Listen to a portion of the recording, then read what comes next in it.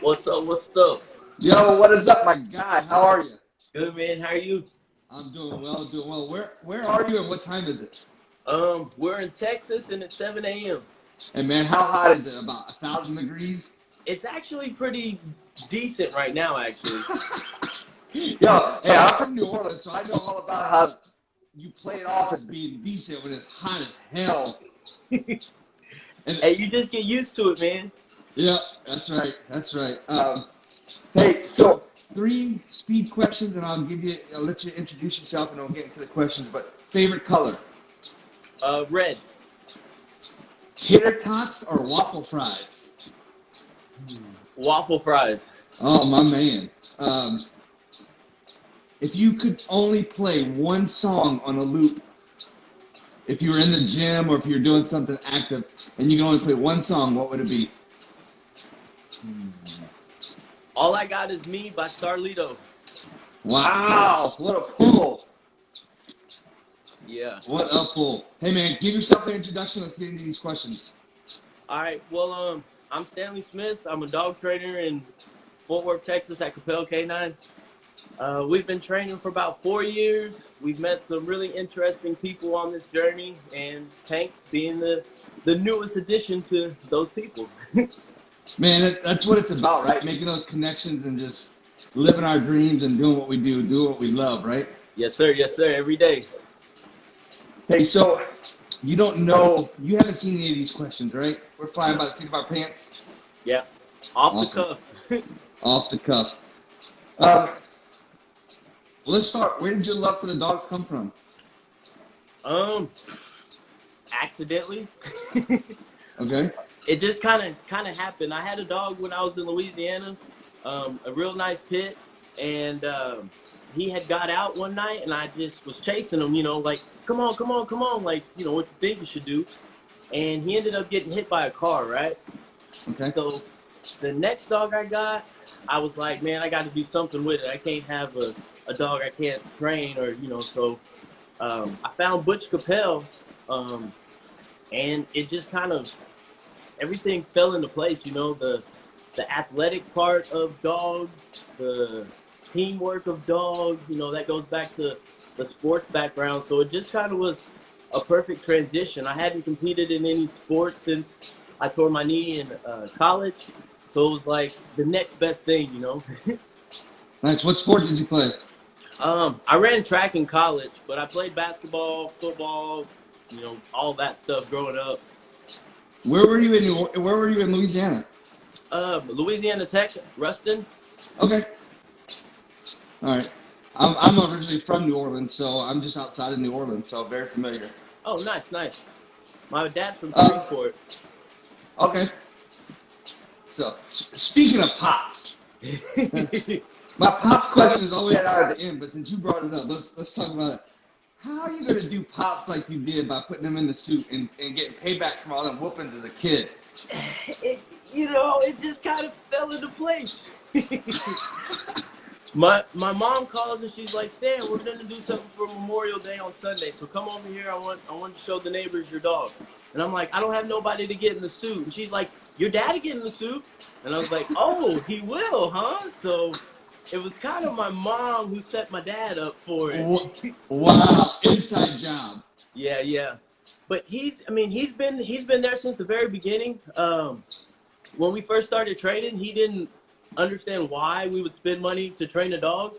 But now he's like, man, that's the best money you ever could have invested. Nice. So How's that feel getting support from the family for doing what you're doing? yeah. Um, so talking about American Top Dog, hmm talk to us about that process of any type of tryouts you had to do. What were you faced with? Were there any complications that you were faced with? Because I know John and Maker, he had like 2 weeks to put odor on Maker. Yeah. So talk to us about that whole process. Well, we got tagged on a post on Facebook, and it was like, the greatest dog competition, da da da da. So we put in an application, and we actually forgot about it, to be honest. And we get a random phone call, and they're like, hey, we want to do some interviews with you and da da da da da. So we went through that process, and it was, they asked us questions. We talked about our dog, so it was cool. And then they didn't say anything for about 2-3 weeks. Then you hear something else back, and then it's like, okay, well, here's the things your dog may or may not have to do. So we were like, let's just start training. So we just did a lot of obstacle stuff, going through different stuff, going to playgrounds, that kind of stuff. But I was doing that with him since I had him. It just was fun to do it. So that came easy. And then they said there was going to be a detection part. And then it was like so many different things. They said first it would be your scent that the dog has to find. Then it has to be this, and then it's this. So we really didn't know about that. So we just was kind of going through the motions there. And we hadn't done a lot of drug work anyways, or nose work, because, that's not as fun as bite work, let's be honest. So it was, we didn't know what to expect. They were saying you may have to do a surge, and so it was, yes, there was complications, but it was kind of like, hey, go out there and be with your dog kind of deal. And what odor did you put on him? Well, he started on narcotics. We, Butch does some drug training. So when I first was out there, we had a dog we were training on drugs. So we put it on Rocco. But that was like a year and a half, 2 years before this. So he knew, narcotics, but it wasn't enough for me to be able to read him because we didn't have experience, going through it. Gotcha. What would you say the biggest learning curve that you had, and what was the biggest learning curve that he had? For what exactly? On the drugs? Or no, just let's just say the competition in general. I guess the biggest learning curve that I guess we both have is we know that I'm not going to put him in a situation that he can't be successful in. Like, because anytime I'm with him, we're having fun. He's doing things he loves. He's going over obstacles. So, that aspect was, he knew that I wasn't going to put him somewhere where he could be great, so. Nice. I say that we just kind of did that. But I guess the hardest thing of it is everybody's looking at you like, all these cameras, all these eyes, we got some cops from all over the country, and you're like, man, this dude look at this dude, and it's just, hey, we're out here with a little pitty, backyard bred pitty, and they're all professional and whatnot, been doing it for 30 years and all this, and we're like, hey, come on, let's go out here and play with my dogs. Man, that had to help lighten the mood probably with a lot of those guys, because I'm sure some of them were pretty walking around on eggshells, right? We all were. It's, you don't know what to expect. You get out there and everybody's like, you're like, man, this dude's really good. He must be good. Man, he's got to be better than me and all this stuff. And it's pretty nerve-wracking. So I'm glad I had my dad actually came out there with us. And then my Decoy, Jamil, he came out there and he's like, Stan, calm down, bro. Calm down. Chill. You're good. You're good. And then Dawn with Canine Bonito, she goes, man, you look familiar. I recognize the boots. You're I Am Stan. I go, what the heck? How do you know who I am? So she's seen us on Instagram already. So then, that was more like, oh, whew. Okay, so I'm in the group with y'all. You kind of see what I do. So I don't have to be, if I have a bad day, hey, I just had a bad day. So. Man, that's awesome. Yeah.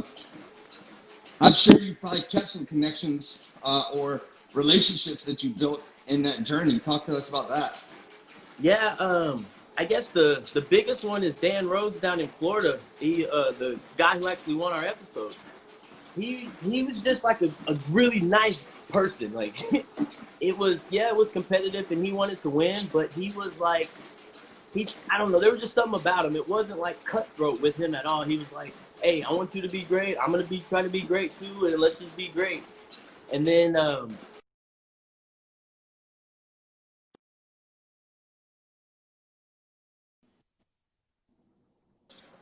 sorry, I got froze for a second.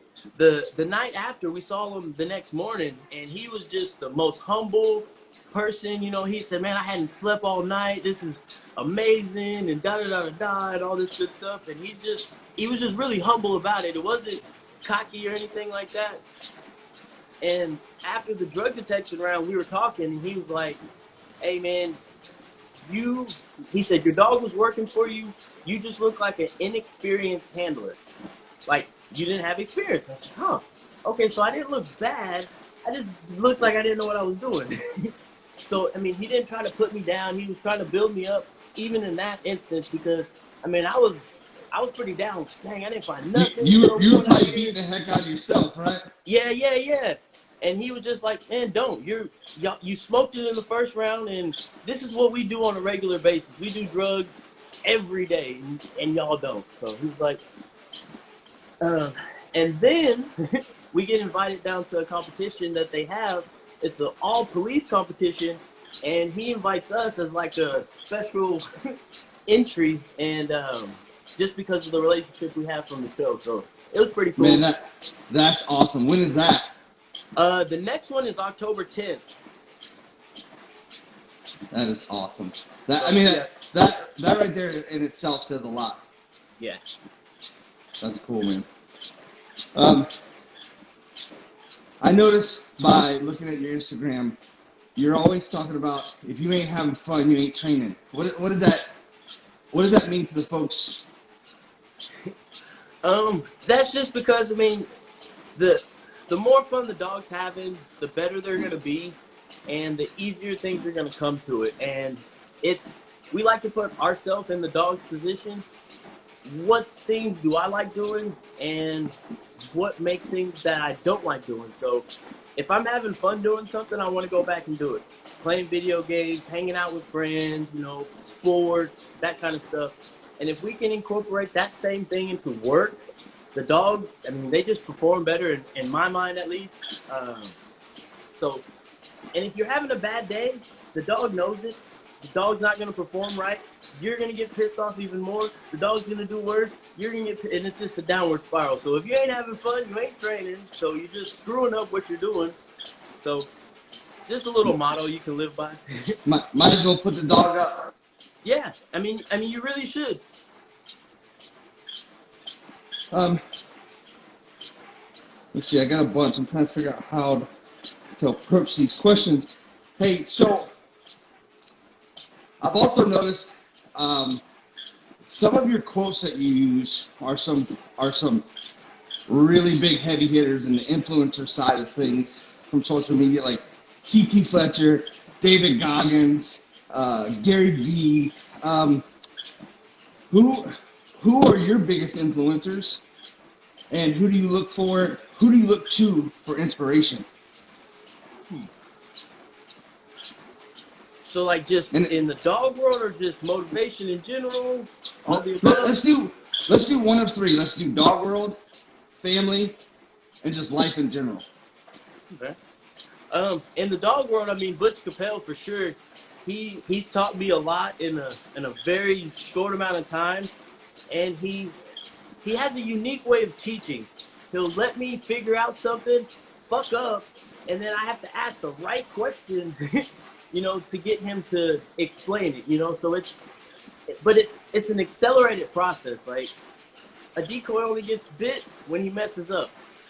So there was a time I was trying to slap a dog, right? And Butch said, yeah, you got to do this, and you smack him. So I did that, and I smacked him, but he didn't go for my that's, and he caught my finger and split it open. I said, what did I do wrong? He said, you didn't read the dog. You were just going through the motions. Oh. So, I mean, Butch Cappel, he's taught me a lot in the dog world, and so he's my biggest motivation in that. Life, my dad for sure. He was in the military 26 years.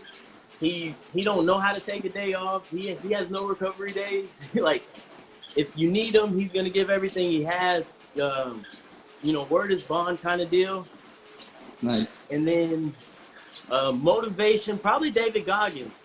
He's a monster, man. He came from, you know, literally nothing and made himself to a bad mother. So it's just, And it's just become, overcoming the insecurities that you have of being like, the only or being different. Like, I'm not the cookie cutter dog person. I have my own little unique, hey, let's go out here and just, do this. It's not structured. And, some people will say that's, wrong, but it's working for us. So I'm okay being the only. And if David Goggins is like, man, I'm going to go be a Navy SEAL and da-da-da-da-da, it's like, well, I can go, play with some dogs. So yeah, those are probably the three.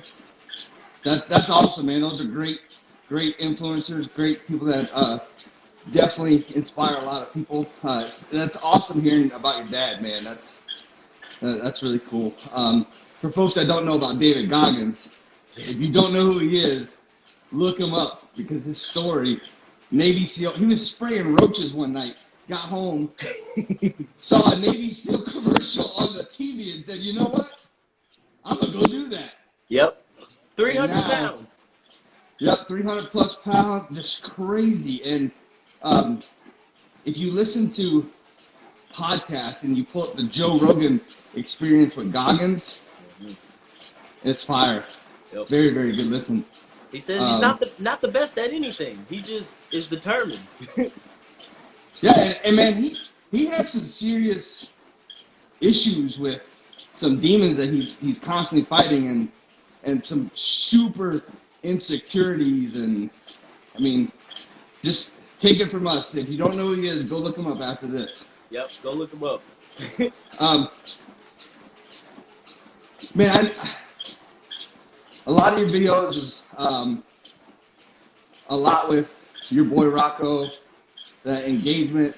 You can just tell, like, it's fun watching y'all's videos because you can tell how much Rocco loves being there, but also loves doing what you ask him to do. And one of the videos, you'd taken him out, put an X-Dog vest on him, put a parachute, and you guys are just playing. I truly think he didn't know he was even getting work. He just thought he was there playing, man. That's what it looks like. And so let's break it down. Let's talk about some more of that engagement, but also I want you to talk about how you started him on the X-Vest and the parachute, because you don't just buy one of those things, slap a bunch of weight in it, and throw it on a dog. There's a process. No. So Rocco's real weird about like harnesses and stuff on him. So, because I never used them when, the first 2 years of his life. He never had anything. I just didn't know, So, he's real weird about having stuff on him.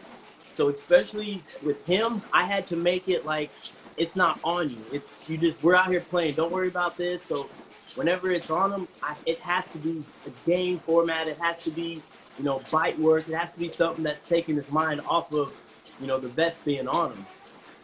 And I really just started with it with nothing in it, just the vest on him.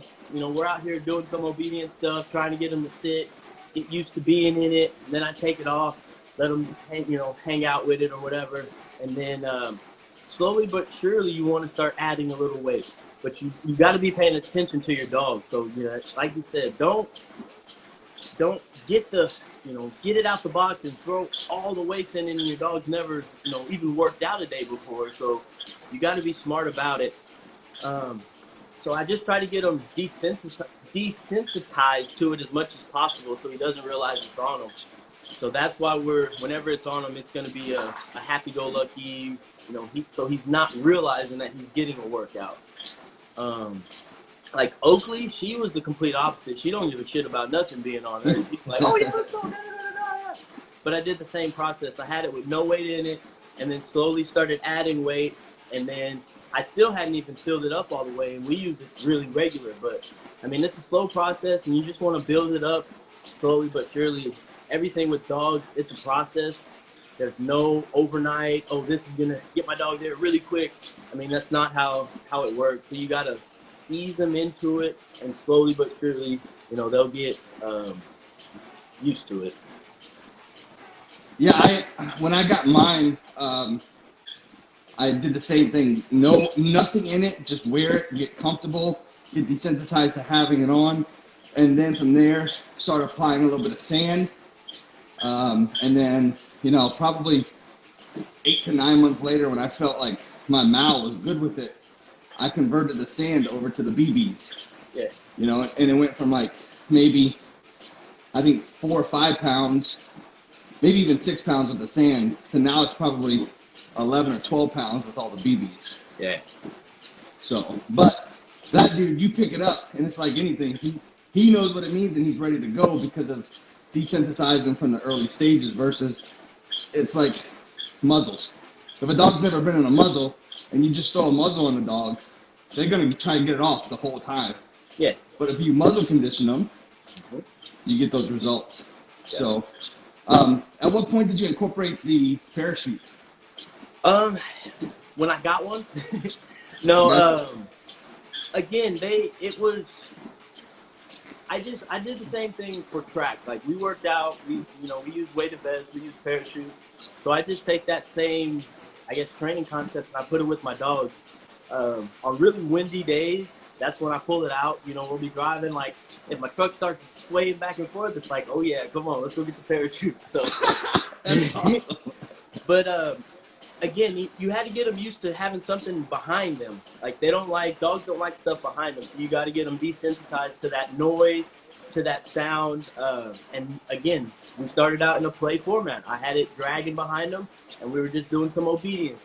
And then once he, finished the obedience, I threw it, the ball real quick, and he's, I'm going to get my ball. So he's not worried about it behind him. And then it's like, oh, it's not going to kill me. Oh, this is fun. Bam. And now they don't care about it. Nice.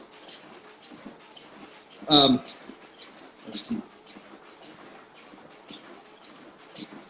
Hey, when I watch your bite videos, I can't tell, but is your bite word eat?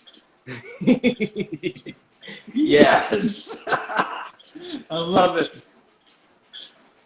Yeah, so go ahead. No, you go ahead. So talk to us about the mindset of making it eat. What was the deciding factor of that? I thought it sounded cool. Fair. That's fair. But it just goes to, words don't really mean anything to the dog. We put a word to their actions. So, you can say Rumpelstiltskin, you can say cheese, you can say whatever you want, and then they're going to respond with that action. I always wanted to do like a cool obedience, communication. Like I say ice and he heals or something, but I never got into the rhythm of it, and I always went back to, heel, sit, so my bite command, I was like, okay, I can think about this one.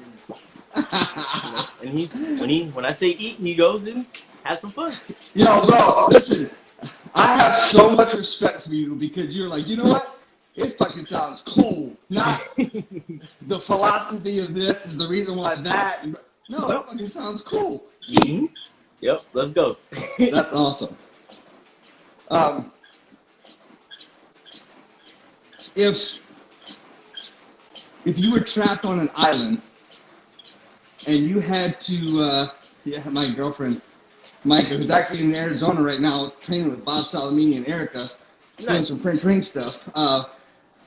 She said, for our German Shepherd, it's sit pretty to look like a chipmunk, and for my Malinois, if I tell him, give me your dick, he'll roll over and throw it out. So people are like, why did you teach him that? I'm like, why not? Yeah, just because I can. Exactly. Hey, trapped on an island, 100 dogs you have to train, and you can take 3 people.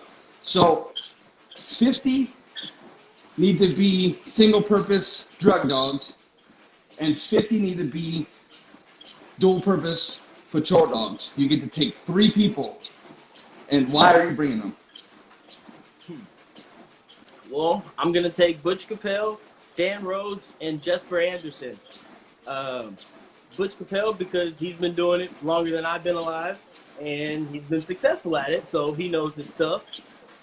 Dan Rhodes, just because I just like the way he trains. He figures out stuff. He lets his dog he lets his dog lead, and he, just supports him. And then Jesper Anderson, because he's very methodical. He knows his stuff, and he can get a dog to do anything that you want. So those are the 3 people I'd bring. And so, you said you've been doing this for 4 years, and I know Butch has been a mentor, but who others have taken you under their wing for mentorship? Jesper, I went over to Denmark and I stayed with him, I think 4 times over the course of my training, and he's taught me a lot. There was a decoy over there. His name is Jonas Beck. He taught me a lot as well. He's like he's not a French ring, but they do Mondio ring and stuff over there. So he taught us how to do leg bites and whatnot. And then there was another decoy from France. His name's Nico. He taught us a lot of decoy and stuff as well. So the Danish military guys, they took me under their wing. Nice. So it was pretty interesting going over there and seeing how they interact with their dogs. And it was how Jesper lived with his dog, not just training wise, like, 'cause we were in his house, so it was okay, training's over, now we're at home, and his dogs are still around. He didn't need to have anything on him. He was just, hey, go lay down, and he's like, oh, come over here, let's go over here. And he never raised his voice, and it was like, so you don't really have to be hard on your dog to get them to be a bad doo-doo-doo. So little things like that helped a lot. They took us under the wing. And then, Dan Rhodes as well. He's taught us a lot in the little bit of time that we were with him. The Everman Police Department here locally, when we got back from the show, I decoyed their dogs. So I was like, hey, if you mind if we do some nose work with Rocco? And they were like, yeah, come on out. We'll go to these schools. We'll go to the, department, and come work with us. So if we do get invited back for season 2 of America's Top Dog, Rocco will be hitting on drugs, and will be something to mess with. Shout out to my boy Nick White. Can we get Stan and Rocco back on season 2, Yeah, come on, please? let's come back, Nick. Man, that's awesome. That's very impressive to be over there that many times and working with the level of guys that you've had working with you. And you brought up a point about, when you guys were in the house and the dog was chilling, there was no corrective tools. The guy wasn't having to be a dick to his dog. As a trainer, I can honestly say that it took me a long time to figure that out. I had to get outside of a box that I was in, and once I got outside the box, I started seeing, obviously, better. I'll be honest with you, it took Jetson Cortez to come up to my house, look at my dog, and tell me, man, you're fucking everything up. Like, your dog don't even like you. And I'm like, what do you mean my dog don't like me? He loves me. I feed him. He's like, no, your dog doesn't like you. There's no engagement, right? Like, if you throw a ball and your dog doesn't bring your ball back to you, that says a lot. And it really, I ain't gonna lie, it hurt my feelings. I was like, but when I came to realize what he was talking about, my whole perspective of dog training changed. And I still see it a lot now I can see that because I didn't see it before, but since my eyes have been opened, I can see it. And I see a lot of guys and girls rely so much on corrective tools and they're forcing things versus having that engagement. And one thing I noticed with all your videos, I don't think I've seen a corrective tool on one of your dogs. And I see that smile, so I know where we're going to go with this. So, again, getting back to engagement, right? Like, I want to keep talking about how important that is because I can see how fast Rocco's movements are. And it's not fast because there's a correction there. It's fast because he's conditioned. He's got the proper engagement. So let's go down that bunny hole. And I'm full disclosure, I do use a prong collar, so I do correct my dogs when they are messing up. But we try to break everything down to them so we don't have to. Whenever we're teaching, we make sure that we try to make it as clear as we can to them. so they know how to get rewarded. And that just goes back to enthusiasm. It's going to beat repetition any day of the week. So if the dog's having fun going out there, they know that they're going to win. They know that it makes you happy. They know how to win the game. They're going to go out there and give 100%. There's one thing that we do after the bites. I guess we're going to use bite work as an example. After bite work, if he does something really very impressive, like a call off or something that we've been working on, we make a big deal about it, and we go put him up in a secluded area. We have a soak cell. It's an air conditioned box, and we put him in there, and that's where he goes chills out. A dog is usually going to come back to the training field the way they left it. So if we left it on a super high note, he's going to come back feeling really cocky, and we just continue to try to build on that cockiness. So we try to balance the intensity versus control aspect of it all. And if you teach them properly and show them, hey, this is the line you can cross and this is the line you can't cross, you don't need the correction tools. So it's nice. It just kind of like you said, you don't see them in any of my videos, and I like it because I don't have to need them or I don't have to use them. They're a good tool. If you need them, they're there. They're there. Right? They're there, but yeah, it's not always needed. There's a funny story. So, going out to California, I was real nervous. I was like, man, I need my dog to be perfect, whatever. So we got out the car because we drove out there to California. We got out the car, and I put a prong collar on Rocco. And I got him out, and I walked him, and he's tense already. I'm tense.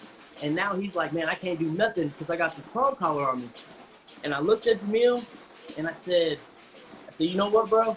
I'm just going to trust my dog. Like, let's just see what happens. I took the prong collar off of him, and I guess, you saw what happened. So I could have used it. He would have been, the cookie cutter dog, but he may not have been as good because he would have not wanted to mess up.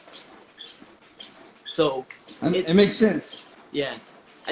I try to give him enough freedom to figure things out, but still in the lines of, hey, this is what we're doing. Got it. You also use a hashtag, and I've seen some logos, and it's for the pack. Break that down for me. Well, I got a wife and kids, so I got my own pack, and there's actually a guy named Inky Johnson. He was a Tennessee safety, and he hit somebody, lost feeling in his arm. Real interesting story. But he said, don't let life make you forget why you do what you do. So it goes back to that. Like, if the better I get, the more dogs I can train, the more I learn with that, the better my family's gonna be. And Rocco and Oakley, they're part of my pack, so it just kind of goes under the same umbrella. It's that's my why, so my daughters don't ever have to need anything. So going through the heat, being in the suit, doing everything we got to do, getting bit, bruised, beat up by dogs. It's like, man, I'm not gonna forget why I'm doing this. It's for the pack. Man, that's awesome. I love it. Hey, so do you prefer being on the end of the leash or in the suit? I mean, it just depends. I like being on the end of the leash. If it's my dog, I like, having fun with my dog because he enjoys it. But, I mean, I like being in the suit. That's, it's what we do. Nice. What kind of suit do you rock? I actually have a suit from the Danish military guys. It was one of their older suits that nobody was that hyped anymore. So they were like, hey, you can have this. So they gave, they donated us the suit. So that's what we're using right now. I want to get a Freddy eventually. So, nice. But who knows? All right, serious question.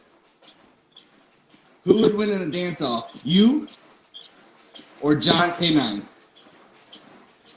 Ooh, are we using our dogs, or is just Nope, just you guys, no dogs. So he can't have Maker. I'm gonna hit the worm, man. He ain't gonna be able to get back up after he hits the worm.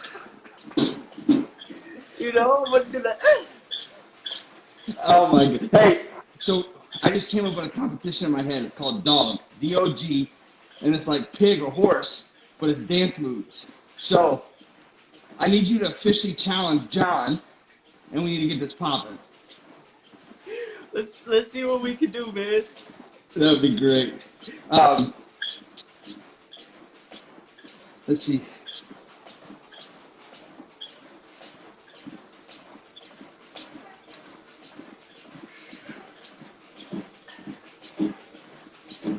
So, besides scent work, if you did get recalled for season 2, and of course there would be a bunch of unknowns because I'm sure things would change, but what would be your, besides scent work, what would be your number one focus aside from scent work? Having more fun. Okay. I mean, that scent work was the only thing that we would need to work on. Any obstacles, I know Rocco's gonna go, through them, especially if I can go with them. So I mean, I'm not worried about anything like that. Top of cars, through cars, anything like that. If I ask him to bring me something, he's gonna figure it out. So as long as I can be there with my dog, I'm not worried about any of those obstacles. And then I mean, bite work. Oh, I wish we could have got to do bite work. That would have been so much fun on national TV. But I mean, those things just kind of come. That's just in his wheelhouse. So, I mean, the scent work, and that's going to be our main focus. And like I told Nick White, I'll probably do like a backflip in the pool or something. Nice. Yeah.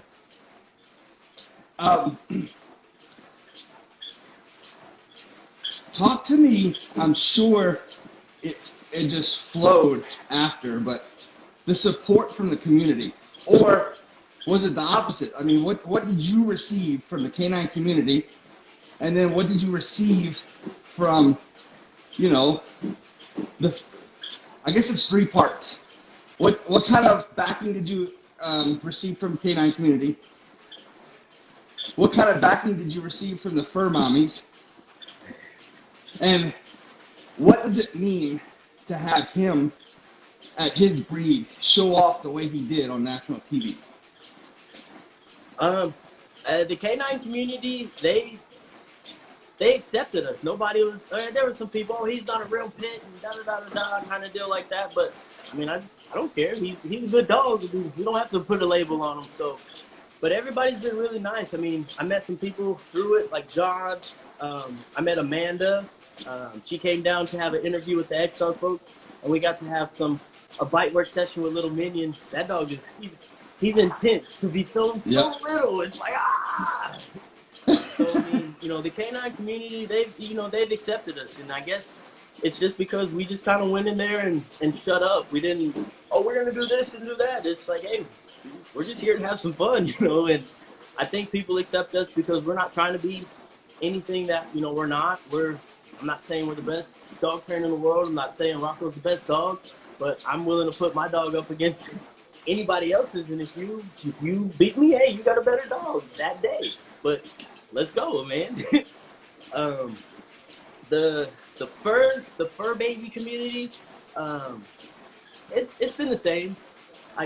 They like our training style. We're goofy. We don't force the dogs. So they don't like we use prong collars. But other than that, they're still cool. They want us to work with their dogs. We get some rescue calls and stuff like that. Of course, we're going to help any way we can. And then the last part, Rocco being a pit. Hopefully, man, we can just change some, misconception about them, because people think, oh, they're just some untamed dog, just uncontrollable. You can't have them around your family. They're not smart enough to do this, or whatever the stereotype is. And yesterday I woke up and I'm looking for my dog. He's not on the couch. He's not behind the couch. He's in my daughter's room in the bed, and she's holding his hand. So I mean, you can't make that kind of stuff up. And he's a good-natured dog. I know he's gonna give me everything he has whenever I ask, and I know he'll give his life for me if the time can be. Nice. Where'd he come from? Some random guy in my neighborhood. I paid $150 for him. Nice. Yeah, he was the last pup in the litter. I just liked the way he looked. He looked like a little teddy bear. He was tri-colored. I said, man, you look cool. Come on, I want him. That's awesome. I seen where one of your videos, it looked like you were running out of powder for the dogs. Talk to me about that and what that looks like. How do you implement it? Yeah, that's the X-Dog the X-Dog Muscle Builder. Use the discount code Rocco33 to save 10%. Oh, there you go. But it's just like humans. The supplements, they work if you use them right. And he goes out and we're doing something every day. Like we're at least running a mile. We're at least jumping over the fence. We may do some bite work, some parachute work. So I need my dog to, have everything he can. And the X-Dog folks, they've done their research on the products, and I've seen results in my dog. So, I mean, I'm a firm believer of it. So I just put it on their food in the mornings. I try to feed my dogs twice a day, depending on the schedule, but throughout the day, they're going to be getting chicken breast and, the freeze-dried treats and protein snacks and stuff like that. So in the morning, for sure, I put the warm hot water on it, mix it up, and, they love it. They gobble it right up. Nice. Do you use any products? So, I haven't in a while. I had a product that I was using from a buddy, Joey Morris, to basically help regulate the body temperature. And so, aside from that, I've stayed away from powders just because I've not experienced enough. I'm a touchy-feely kind of guy, so unless I have it in my hands to look at it, talk to you about it, ask you questions about it, I just don't go with it. So, for me, for my mouth, I struggle keeping weight on them just because I've done blood work, everything. I mean, I'm like, man, I'm trying to get you thicker, and you look anorexic. I mean, he's finally starting to look good now, but I just got with a nutritionist, and she told me what to do, put me on some good kibble, and you get some eggs a couple times a week and all that. And so, I wouldn't be opposed to it, but like I said, I'm touchy-feely, so I got to have it and see it and all that stuff. So maybe I'll use that code and get me some, and then I'll ask you a bunch of questions. Yeah, man, check it out. I mean, I like it. My dogs like it. It's just like protein for humans. Make sure you don't start out with the max because, they're going to get the runs. But if you, incorporate it in slowly, I mean, they use it just fine. Nice. Hey, so when you went on TV, you ran the course in your boots. You didn't even lace up some Nikes. You ran the course in your boots. Them boots are fancy. Talk to me about them. So the boots. Backstory on why I got the boots. I used to have some Nikes that I wore out to train in because that's what I was comfortable in from playing sports. And then I had a dog happy pee on my shoe, and my sock got wet. So I said, I got to do something. And Butch was like, hey, you need to get you a pair of boots. And I'm like, a black dude in boots? I don't think so. I'm not going to do it. But he's like, nah, these are really light. You'll like them and da-da-da-da-da. So I got them, and I liked them. Nice. And they kind of became like a trademark. You always got to stand out. You got to do something that people are going to remember you by. When I played basketball, I had pink KDs. So I was the guy with the pink shoes. So it was always just a little itty-bitty way to stand out because in a video from a distance, you kind of look, you can resemble somebody else. But if they look down and they see them boots, they know exactly who it is. So that's right. So on the course, it was my trademark. I actually wanted to wear some sneakers, but they wouldn't let me because my logos were too big. So I was like, can I wear my boots? And they said, well, it's an obstacle course. If you want to wear your boots, you can, but we don't suggest it. I said, oh, it's perfect. I'm good now. And then Nice. I had 2 pairs of boots because I usually get the same boots over. So the boots we wore in the obstacle course when I went in the water, I just stashed those somewhere else, and I had a new pair of boots for the next round. So Nice. we came prepared. Nice. Hey, man, we're getting to have to wrap up here soon, but I want to thank you for your time. It's been absolutely funny. Somebody said, I love how down to earth Stan is. It's awesome. Where can people follow you, follow your business, and just watch you guys be successful in the future? I am Stan90 on Instagram, TikTok, Stan Smith on Facebook, Cappel Canine YouTube, and then Stan Smith, dog trainer at Cappel Canine on YouTube as well. I think that's all of my social media platforms. Nice. Hey, what's the future look like for you guys? We're just gonna kind of try to keep getting better. That's none of the stuff that we've done has been planned. You know, going to Denmark, being on the show, it just kind of happened. The opportunity was there, and when the opportunity comes, we just gave our best. So we're just gonna continue to keep getting better, keep building the bond and relationship between Rocco, and just kind of go from there. See what happens. Maybe we'll come out and do some training with y'all. Dude, doors always open, man. Anytime you want to come to Virginia, bring the kids and show them Washington, D.C., the door is always open, my friend. Yeah, man. So And if you're ever in Fort Worth, let me know. Listen, my girlfriend can catch a dog and she can eat a steak, so it sounds like a perfect place. It's a match made in heaven. Awesome. Well, listen, if you need anything, let me know. I appreciate your time, and we'll see you around. All right, man. I appreciate it. Stay safe out there. All right, bro. You too. All right, man. Peace out. Yeah, man. Cheers.